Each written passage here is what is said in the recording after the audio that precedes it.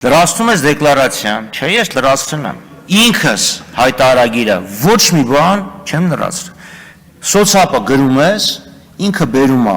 աշխատավարձ, ինքը բերում է բանկային ավանդից ստացած տոկոս, այլ եկամուտ չկա։ Եթե մեկը ունենար, ինչա կարծում եք պետք է այդ հայտարարագրով կար խոստովաներ ասել, «Բայ գիտեք, ես հանցագործություն»։ Այո, իմ բանկային ավանդի տոկոսը բերել է, դա էլ չգիտենք։ Այսինքն ինչա կարծում եք, որ ես սրանով պետք է գրեմ ասեմ, գիտես ես հանկարային հանցագործություն եմ արել, սա ինքնախոստովանության թուղթ է, ակնհայտաբար ոչ, սա կոռուպցիան բացահայտելու գործիք չի։ Հիմա մյուս խնդիրը։ Եթե այդ ամեն ինչ ինքնաշխատ բերում է, ինչի է կառավարությունը դա սկսում շրջանառել, եւ հիմա էլ հարցնում է փոխանցումներ մնացած, ակնհայտ է, չէ՞ որ դա հիմք է ծառայելու վաղը հարկման բազան փոխելու համար։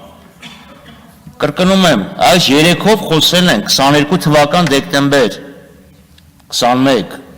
Ես ասել եմ, դուք սա օգտագործելու եք հարկերն ավելացնելու համար։ Եվ տենց է լինելու է, շեմերը կնվազեցնեք, կտեսնեք ոնց եք հարկում։